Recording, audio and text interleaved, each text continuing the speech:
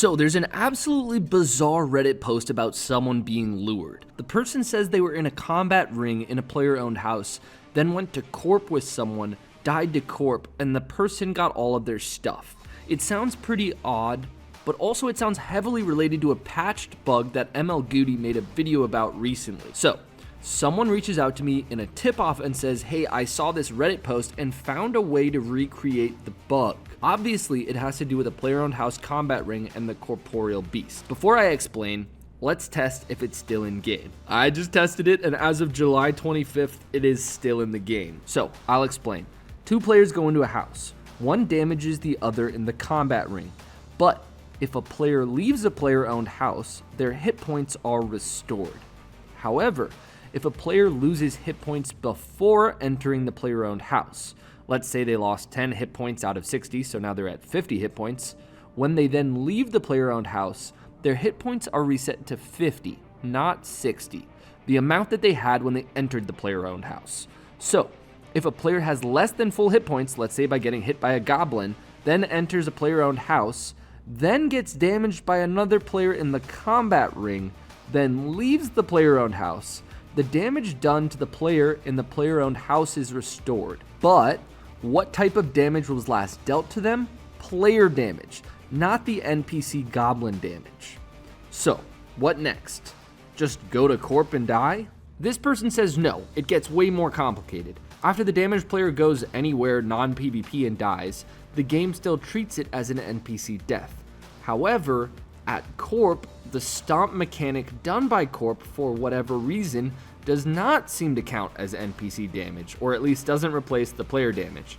So, after getting damaged, going into a player-owned house, getting damaged by a player, then going to corp and dying to only the corpse stomp, the game thinks the last type of damage dealt to the player is somehow player damage, and you lose all of your stuff in a bank key to the player. Big plot twist. It's not just the corpse stomp. The person who tipped me off was incredibly clever to figure everything out, but it actually seems to work dying to most things, including the corpse regular attack, not its stomp. I also even tested stuff like suiciding to the nettles in Edgeville, which worked as well. You can die to basically any NPC and the bug still works, which means this is way more dangerous in terms of luring people and abusing this bug. Now, we're gonna get into some of the lures right after this. I recently found out I was being charged every month for an editing software I haven't used in over a year. Well, today's sponsor, Rocket Money, is here to help. Rocket Money is the personal finance app that helps you cancel subscriptions, lower bills, and manage your money better. So, I'm using Rocket Money to cancel unwanted subscriptions. Rocket Money can safely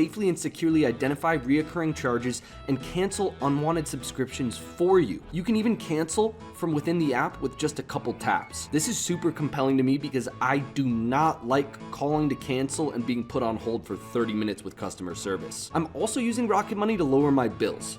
Just by uploading a photo of my bill and tapping a few buttons, Rocket Money negotiates my bills for me for stuff like internet, cable, and phone bills. Rocket Money has helped save its customers up to $740 a year when they use all the features, with over $500 million in canceled subscriptions. So, to save more and spend less, join the over 5 million members using Rocket Money today. Go to rocketmoney.com/sirpugger or click the link in the description to get started for free. You can also unlock even more features with premium. Thanks to Rocket Money for sponsoring this video. We're back, and one thing seems clear.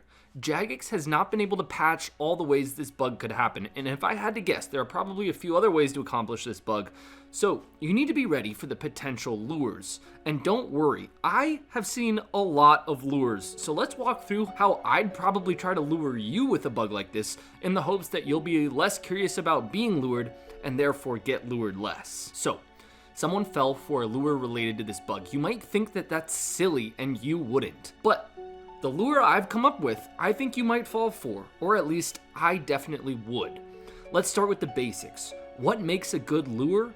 Making someone feel greed. Create a scenario where they think they'll profit a lot and feel safe the whole time. The lure could start with me talking to myself on 2 accounts about a dupe, and purposefully have someone overhear it. After they start asking questions, I finally give in and say, I guess since you overheard us, you can be a part of it too. Conveniently, I haven't got the cash to dupe anyway. So we'll ask the newcomer if they want to dupe something, but only on the condition that they'll give us some once it's duped. That makes the target feel like they have the power. They're the ones who will end up with the cash. And they'd probably think, well, I could scam them, or I could even record this and report it to Jagex. Even if they mean well, the fact that they would be in the position of power in the dupe and double their gold draws them in. So I start explaining the dupe, and I say it has nothing to do with dangerous zones or anything like that. It's a bug related to corp and POHs where you can duplicate your gravestones after you've died. So I take them to corp and say the first step in the dupe is to bring your cash stack and die to corp. No funny business, you have a gravestone at corp. Then I take them through the whole player-owned house combat ring thing to do the bug and say, okay, when you go back to corp, you quickly retrieve your gravestone and then die as quickly as possible to corp, and you'll actually get a duplicate gravestone, one at corp and one outside the player-owned house. Who knows, it doesn't have to make that much sense. But at this point they're thinking, I have nothing to lose. If it works, I mean, I could either be rich or I could report a huge bug to Jagex. So they teleport to corp, they pick up their stuff from their gravestone and immediately die to corp again. And boom, I have the bank key, I take their money. I'm only thinking about this potential lure to try to make you less curious. You can come up yourself with how many creative lures you might see out there. Fact of the matter is, even if you think, oh, I'll just see where this takes me, and I'm not stupid, I know the game, you never know what's out there in terms of bugs, weird mechanics, and a lot of cunningness. So while I'm tempted to try this lure out on someone to prove my point, and obviously for the content, even if I give their items back, I'm not going to. A tip-off comes in from a viewer. They spotted level 13 bots, 2 per world at the Wilderness Agility course. This course received an update a few weeks back that makes it insanely good GP per hour. Like, you can get 40k GP per lap, and laps take less than 60 seconds, meaning you can max out at 2.9 mil per hour while you train agility. All the loot is noted too. Rune inanimate items and expensive supplies.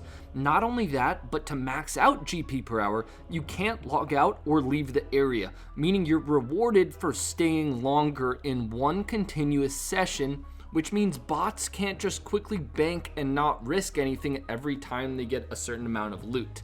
The more continuous laps you do, the more loot you get. Long story short, if there are bots here, they probably risk a lot. Luckily, I had an old 57 combat Gmaul pure with 50 agility, so I could boost up to get into the agility course and attack a level 13. But first, I had to scout it out and see what we're dealing with. And after a few worlds, I found a level 13, 82 agility, 30 defense, 22 hit points. Sounds like exactly what I'm looking for. The agility course also has skeletons all over it that stay aggressive, so there's no insta logouts to deal with. I hopped in and pretty easily KO'd the bot. It dropped over 400k in noted loot. It doesn't even make sense to use loot keys up here, but I did forget a looting bag. A few worlds later, I found 2 level 13s in the same world, same stats as the other account. I timed it so they were finishing up the course when I attacked the first one, and they are actually programmed to escape. I was not expecting that. I did fall off the log, and the first one got away. They don't run though when they see you, they only run when they're attacked, it looks like, which is very convenient. And now this is super embarrassing. You'd think level 13s with 22 hit points, me with 75 range, rune crossbow, dragonstone bolt C, fully potted up. I didn't bring in tangles because I didn't think I'd need them, and somehow this absolute unit tanked all the way back to the mage bank.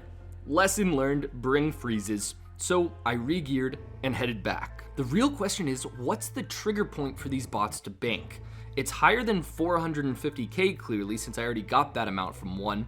Is it 1 mil? Is it 2 mil? Like, do they bank after an hour? If there are 1 to 2 per world, I could make upwards of 20 mil per hour if they're set to bank infrequently. Of course, I'm also going to kill any other low levels I see. This level 3, 500k loot. Then I see this level 51, who I thought could probably easily escape, and I get 4.4 mil of loot, 50 rune chain bodies, 700 manta rays. They must have been here for an hour and a half only, honestly, it's just such good GP. So if you're gonna hunt these bots, just log in while they're going through the pipe.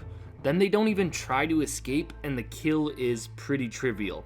I killed about a dozen of them. I think I found a lot of them close to when they had just started because many risked about 100k, 150k. but this one right here dropped to over 500k, so the jury is still out on when they're programmed to bank. Worth trying it because they might just drop 2 or 4 mil worth of loot. It just depends on when they're programmed to get out of there. Happy hunting.